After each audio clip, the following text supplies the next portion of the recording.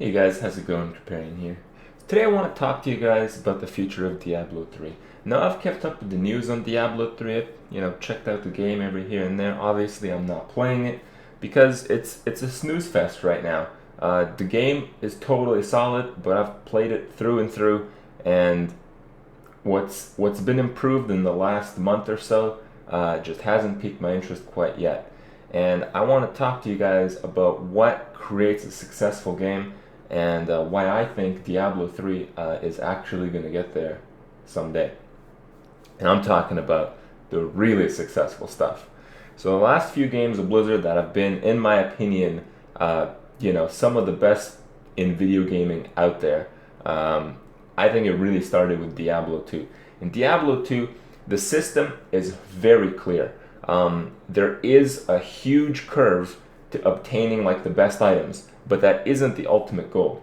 The goal is a combined one between leveling, acquiring the items, and talking through the game, developing a small community to help you acquire these items.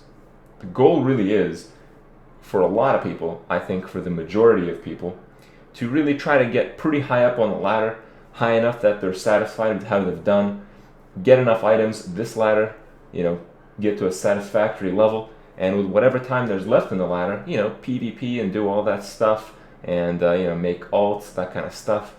And the system is really revolved around the ladder, but it works. In Diablo 2, it's hard to get the really good items, but you eventually get them.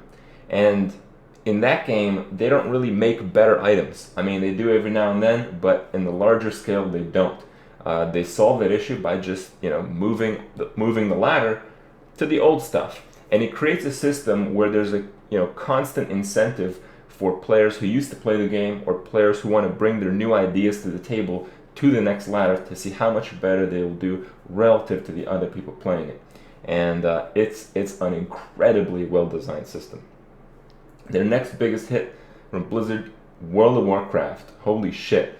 This game has a very, very simple dynamic, but it is so top-notch, it still has me playing the game today, as a matter of fact. And it's as follows. The PvP is okay, but honestly, a lot of people, in my opinion, see PvP as kind of like a side thing. It's fun, and when they're bored with whatever they're doing, they'll go and hit up some PvP. I think most people end up doing PvP that way. I don't think PvP is the highlight of World of Warcraft, but that's not saying it's bad. I just think it's kind of standard. What really hits up World of Warcraft is the PvE. And this is the system that has been so successful over the years. So, a new content patch comes out. There's much better gear than you had before. And the bosses that they put in the game on the hardest difficulty are close to impossible without acquiring this gear. So it becomes a very, very tight competition because the difficulty is dictated by the gear, but getting the gear is a problem because getting the best gear has you facing a wall based on a lockout. And many people see this as a cop-out in most cases, but in this case it isn't. See, the way it works is, you get your group together, you get 25 people, you kill all the bosses on normal mode, you get the loot, then the next week comes around, you kill maybe a few of the bosses on heroic, you get some of that really sweet loot, then you get hit on like a boss where you can't meet the tank requirements, you can't meet the DPS requirements, maybe you don't have enough healers or something like that, and you just can't do it. I mean, you try and try and try again. Your mastery of the fight counts, but it doesn't count for everything. It's a combination of the mastery of the fight and the gear that you have. And it becomes this huge push of everything you have. You give it everything. And even then, you will likely get beat by someone else who did it a little bit better. But, this system still includes everyone. People who don't have as good of a raid group, don't have the skills, who don't have the gear that they started with, at the same level as the other guys, they're still able to compete kind of on their own scale, but still they're in the race, they're interested. They're still getting the gear upgrade, they're still progressing through the content. And it becomes a very inclusive system. People eventually clear all the content. A couple weeks go by, Blizzard spams the nerfs on all the bosses. and then everyone gets to experience the content even on the hardest difficulty level. They pretty much do this every like 6 to 8 months, and it has worked out well enough that it's still one of the most popular games out there today. And yeah, it's pretty good stuff. Now, when it comes to Diablo 3, it was facing enormous problems on playability and endgame, at least to start. You essentially got what was then the best gear, and that was it. The game was easy in the best gear. Bam. I mean, what do you do?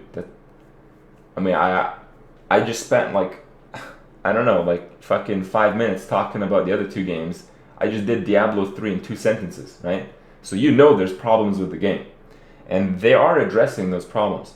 Recently, Blizzard released some information on 1.0.5, and they want to develop a system where you can gauge your own difficulty, and the more difficult you make it, the more you're rewarded with items and experience and probably certain other perks that will later be implemented in the game.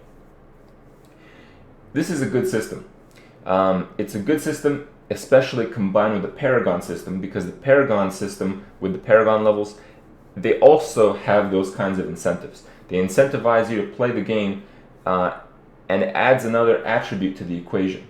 You're trying to maximize experience at the same time that you're trying to maximize the flow of items. So it becomes a little bit more of a complicated game because, with every patch, as I've seen from patch 1.0.4, instead of resetting the game based on a ladder, they're just going to put up a bunch of overpowered items in the game because my guess is they just make more money on the real money auction house doing that.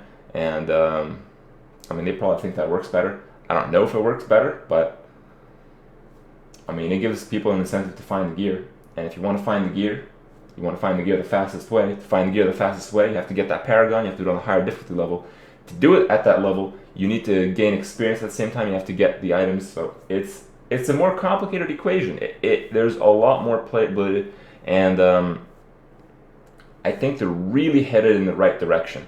Originally, with patch 1.0.3 in Diablo, they just put up a bunch of bullshit that actually set the game back, in my opinion, because they nerfed it for no reason, and they did a lot of other stupid shit like tripling the repair costs. So,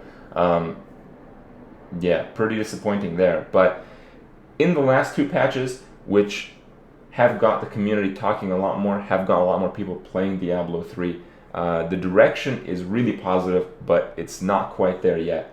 I think PvP will help a lot, but I don't think that's even going to be it either. I think Blizzard, though, is noticing the problem. The problem is there's a lack of incentives, there's a lack of, consecutive gameplay on a timeline. The game doesn't encourage people to come back to it. It doesn't encourage people to play. So it's really missing that big deal. It's missing the system like the other 2 games that they've had that have been so successful still have today. But I think they're addressing it. I think in the next few patches, my guess is by the end of 2013, Diablo 3 will really be one of the top games out there because they're seeing the problem and they're getting it fixed. And hopefully they get their shit together because I want to play me some Diablo 3s, but the snooze fest aspect has got to go. Go ahead and fix it, guys. See you guys tomorrow.